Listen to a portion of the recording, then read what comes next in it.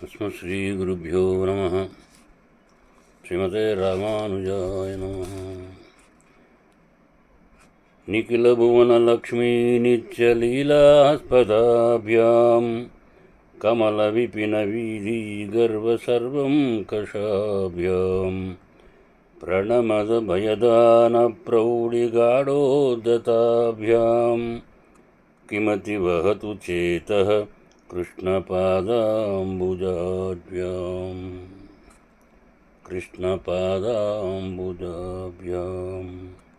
प्रणयपरिणाताभ्यां प्राभवलम्बनाभ्यां प्रतिपदललिताभ्यां प्रत्यहं नूतनाभ्यां पतिमुहुरधिकाभ्यां प्रश्नुवल्लोचनाभ्यां प्रभवतु हृदये नः प्राणनादः किशोरः। भगवते ओं नमो भगवते वासुदेवाय। नारायणं नमस्कृत्य वरं चैव नरोत्तमं देवीं सरस्वतीं व्यासं ततो जयमुदीरयेत्। श्रीमन्महाभारतम् आदिपर्वम्। मातिर्नियोगाद्धर्मात्मा गाङ्गेयस्य च धीमतः क्षेत्रे विचित्रवीर्यस्य कृष्णद्वयपायनपुरा त्रिवग्निरिव कौरव्यान् जनयामास वीर्यवान् उत्पाद्य धृतराष्ट्रं च పాండువిదురమేవ చ అని. అంటే తల్లి అయినటువంటి సత్యవతి ఆజ్ఞతోటి, ధీమంతుడైన భీష్ముని ఆజ్ఞతోటి, అనుజ్ఞతోటి ధర్మాత్ముడైనటువంటి వ్యాసుని యొక్క ఆ వ్యాసుడు విచిత్ర వీర్యుని క్షేత్రాలలో మూఢగ్నుల వలె ముగ్గురు పుత్రులను కలిగించాడు వ్యాస భగవానుడు. వారు ధృతరాష్ట్రుడు, పాండురాజు, విదురుడు. తరువాత వ్యాసుడు మళ్ళీ తపస్సు చేసుకోవడానికి వెళ్ళిపోవడం, మిగిలిన వాళ్ళు ఈయన గురించి అడగడం, తన శిష్యుడైనటువంటి వైశంపాయనుడికి భారత కథ చెప్పమనడం జరిగింది. ఈ విధంగా ఈ భారత కథ ముందుకు సాగడానికి ప్రయత్నం అవుతోంది. విస్తరం కురువంశస్య గాంధార్య ధర్మశీలతాం క్రతుః ప్రజ్ఞాం ధృతిం కుంత్యాః సమ్యగ్ద్వైపాయనో బ్రవీత్ వాసుదేవస్య మహత్మ్యం పాండవానాం చ సత్యతాం దుర్వృత్తం ధార్తరాష్ట్రాణాం ఉక్తవాన్ భగవాన్ ఋషిః ఇదం శతసహస్రం తు లోకానాం పుణ్యకర్మణాం ఉపాఖ్యానైః సహజ్ఞేయం ఆజ్యం భారతముత్తమం అని. అంటే కురువంశం విస్తరించడం, గాంధారి యొక్క ధర్మశీలం, విదురుని ప్రజ్ఞ, కుంతీదేవి ధైర్యం, వీటన్నిటినీ వ్యాసమహర్షి భారతంలో చెప్పడం జరిగింది. శ్రీకృష్ణుని యొక్క మహత్యం, పాండవుల సత్యనిష్ట, ధార్తరాష్ట్రుల దుష్ప్రవర్తన అవన్నీ కూడా వ్యాస భగవానుడు చెప్పడం జరిగింది.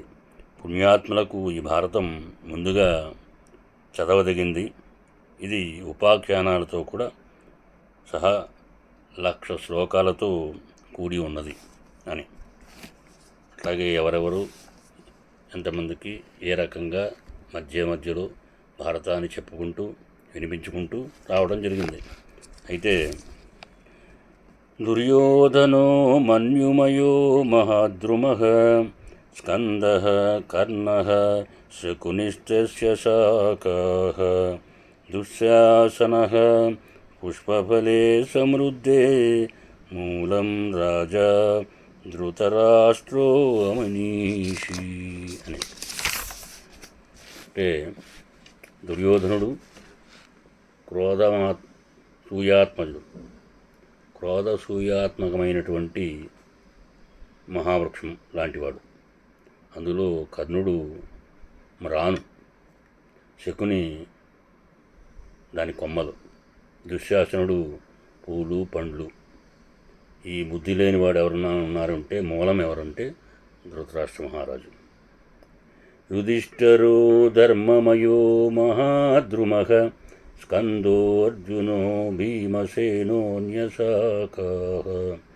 మాద్రీసుతౌ పుష్పఫలే సమృద్ధే మూలం కృష్ణో బ్రహ్మా చ బ్రాహ్మణాశ్చ అని. అంటే ధర్మరాజు ధర్మమైనటువంటి మహావృక్షం, అర్జునుడు స్కందం, భీమసేనుడు కొమ్మలు, అట్లాగే నకుల సహదేవులు పూలు పండ్లు, శ్రీకృష్ణ పరమాత్మ వేదాలు ఇవన్నీ కూడా, బ్రాహ్మణులు ఇవన్నీ కూడా మూలం అని చెప్పడం జరిగింది. అందుకని ఇక్కడ పాండుర్జిత్వా బహూన్ దేశాన్ బుద్ధ్యా విక్రమణేన చ అరణ్యే మృగయా శీలః వ్యసనన్ మునిభిః సహ అని. అంటే పాండురాజు తెలివితో అతి పరాక్రమంతో చాలా దేశాలు జయించి వేట మీది ఉన్న ఆసక్తితోటి అరణ్యాలలోనే ఆ మునులతోనే కలిసి నివసించే గుణం కలిగినవాడు పాండురాజు. మృగవ్యయాయ నిధవాత్ కృచ్ఛాం పాప ఆపదం జన్మ ప్రవృతి పార్థానాం తత్రాచార విధిక్రమః అని. ప్రతి క్రీడలో ఉన్నటువంటి ఒక మృగాన్ని చంపి పాండురాజు చాలా పెద్ద కష్టం తెచ్చుకున్నాడు. దానివలన పాండవులకు అంటే కుంతి మాద్రి ఈయన భార్యలు వీళ్ళిద్దరికీ కూడా చెప్పరానటువంటి కష్టం కలిగింది. మరి అయినా పాండవులకు పుట్టడం అన్నది ఆ దగ్గర నుంచి ఆచార విధులన్నీ కూడా సక్రమంగా జరగడానికి ధర్మ రహస్యం ఇదంతా కూడా. మాతృరభ్యుపస్థిత్య మర్మోపనిషదం ప్రతి ధర్మస్య వాయో శుక్రస్య దేవాయోశ్చ తదాశ్వినోః. ధర్మరహస్యాన్ని గురించి తల్లుల అనుగ్రహం ఉండడం వల్ల యమధర్మరాజు, వాయువు, దేవేంద్రుల యొక్క అలాగే అశ్విని దేవతల యొక్క అనుగ్రహం వల్ల ఆచార విధులన్నీ కూడా నిర్దోషంగా సాగడానికి ఇక్కడ అవకాశం వచ్చిందని చెప్తున్నారు. తతో ధర్మోపనిషదః శ్రుత్వా భర్తుః ప్రియా పృథా ధర్మామిలేంద్రాన్ స్తుతిభిః యుహాన సుతవాం చయా తద్దతో విషన్మాద్రీ చాస్మినా వాజుహార తాపసైః సహ సమృద్ధా మాతృభ్యాం పరిరక్షితాః మేధ్యారణ్యేషు పుణ్యేషు మహతామాశ్రమేషు చ అని. అంటే భర్తకు ప్రియమైనటువంటి కుంతి ధర్మరహస్యాలు తెలుసుకొని పుత్రకాంక్షతో ధర్మ, వాయు, దేవేంద్రులను ఆహ్వానించడం, అట్లాగే వాళ్ళు ఆ కుంతి ఇచ్చిన మంత్రంతో ఉపయోగించుకుని మాద్రి అశ్విని దేవతలను ఆహ్వానించడం, వారి వలన 5 పాండవులు జన్మించడం, వారిని ఆ విధంగా తల్లులు రక్షించడం, శుచైన అరణ్యాలలో పుణ్యాశ్రమాలలో తాపసులుగా పెరగడం జరిగింది. పాండురాజు చనిపోయాక ఆ మహర్షులు పాండురాజు యొక్క పుత్రులను కౌరవుల దగ్గరికి స్వయంగా తీసుకొచ్చి అప్పచెప్పడం జరిగింది. ఆ తరువాత పాండవులు జడలు దాల్చి బ్రహ్మచారులై ఎంతో అందంగా, వినయంగా, చూడముచ్చటగా ఉండినట్లుగా మనకు తెలుస్తోంది. పుత్రాశ్చ భ్రాతరశ్చేమే శిష్యాశ్చ సుహృద్దశ పాండవా ఏత ఇత్యుక్త మునయో అంచితర్షాతః. అంటే మీకు పుత్రులు, సోదరులు, శిష్యులు, స్నేహితులు అయిన పాండవులు వీరు అని ఆ మహర్షులు వీరికి అప్పచెప్పి వాళ్ళు అంతర్ధానమైపోయారు. పాండవులను చూసి కౌరవులు మిగిలిన పౌరులు ఎంతగానో సంతోషంతో గెంతులు వేయడం జరిగింది. అయితే వీరు పాండురాజు పుత్రులు కారని కొందరన్నారు, పాండుపుత్రులే అని మరికొందరన్నారు, పాండురాజు ఎప్పుడో చనిపోయాడు కదా, వానికి ఇప్పుడు పుత్రుడేమిటి అని మరికొంతమంది అన్నారు. స్వాగతం సర్వదా దృష్ట్యా పాండో పశ్యామ సంతతిం ఉచ్యతాం స్వాగతమితి వాచో శ్రూయంత సర్వశః అని. అంటే భాగ్యవశాత్తు పాండురాజు కుమారులను చూడగలిగాం కదా, చాలా సంతోషం, వీరి రాక, వీరికి స్వాగతం చెప్పండి అనే మాటలు అంతటా వినిపించడం జరిగింది. తస్మిన్ మరవపరతే శబ్దే దిశః సర్వా నినాదయన్ అంతర్షితానాం భూతానాం నిశ్వసం తుములో అభవత్ అని. ఈ శబ్దాలు తగ్గిన తర్వాత దిక్కులన్నీ ప్రతిధ్వనిస్తూ అదృశ్య దేవతల శబ్దాలు విశేషంగా రావడం. పుష్పవృష్టిషు వా గంధాః శంఖదుందుభినిస్వనాః ఆసన్ ప్రవేశే పార్థానాం తదుద్భుతమివాభవత్ అని. పరిమళభరితమైనటువంటి పూలవాన కురిసింది. పాండవుల యొక్క ప్రవేశ సమయంలో శంఖ దుందుభిస్వనాలు మ్రోగాయి. అదంతా చాలా ఆశ్చర్యకరంగా జరగడం ఇక్కడ చూపిస్తున్నారు. పాండవుల మీద ఉన్న ప్రీతితో పౌరులంతా కూడా సంతోషించిన ఆ శబ్దాలు మిన్నిముట్టాయి. అట్లాగే పాండవులు అఖిల వేదాలు శాస్త్రాలు చదువుతూ అక్కడ నిర్భయంగా సదాచారులై సన్మార్గులై ఉండడం జరిగింది. దేశంలోని ప్రజలందరూ ధర్మరాజు యొక్క శుచిత్వంతో ప్రీతి చెందేవారు. భీమసేనుడి ధైర్యానికి, అర్జునుని పరాక్రమానికి, నకుల సహదేవుల గురు శుశ్రూషకు, సహనానికి, వినయానికి ఎంతగానో సంతోషించారు. పాండవులు పరాక్రమానికి లోకమంతా సంతోషించింది. సమవాయేతతో రాజ్ఞాం కన్యాం మత్త సంయమరాం ప్రాప్తవాన్ అర్జున కృష్ణాం కృత్వా కర్మ సుదుష్కరం.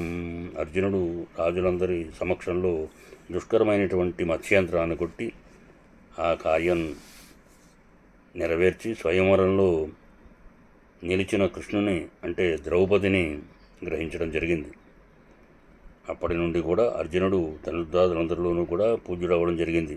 యుద్ధాలలో అర్జునుడు సూర్యుని వలె తేరిపార చూడరాని వాడయ్యాడు అందరికీ కూడా. అందుకని అర్జునుడు పెద్ద సైన్యం ఉన్న మహారాజులందరినీ కూడా జయించి ధర్మరాజు చేత రాజసూయాగం చేయించడం జరిగింది. అన్ననాం దక్షిణాం చ సర్వై సమితితో గుణై యుధిష్ఠిరేణ సంప్రాప్తః రాజసూయో మహాకృతు సునయాద్వాసుదేవస్య భీమార్జునబలేన చ ఘాతయిత్వా జరాసంధం చైద్యం చ బలగర్వితం. శ్రీకృష్ణుని రాజనీతోనూ భీమార్జునుల బలపరాక్రమాలతోనూ జరాసంధుని చంపించి బలగర్వితుడైనటువంటి శిశుపాలుని చంపించి ధర్మరాజు రాజసూయ మహాకృతు చేయడం జరిగింది. అంతకు రాజసూయంలో ఊరి దక్షిణలు ఇచ్చి అందరినీ భోజ సంతృప్తులను చేయడం జరిగింది. ఈ విధంగా ఆ యజ్ఞంలో రాజులందరూ కూడా భూషణాలు, మణులు, అట్లాగే బంగారం, రత్నాలు, గోవులు, గుర్రాలు, ఏనుగులు, విచిత్రమైన వస్త్రాలు, పరదాలు, శిబిరాలు, కంబళ్ళు, మృగచర్మాలు, గుర్రచర్మాలతో చేసినటువంటి మృదువైనటువంటి తివాచీలు, ఈ బహుమతులన్నింటినీ కూడా దుర్యోధనుడు స్వీకరించేవాడు. శ్రీమన్నారాయణ.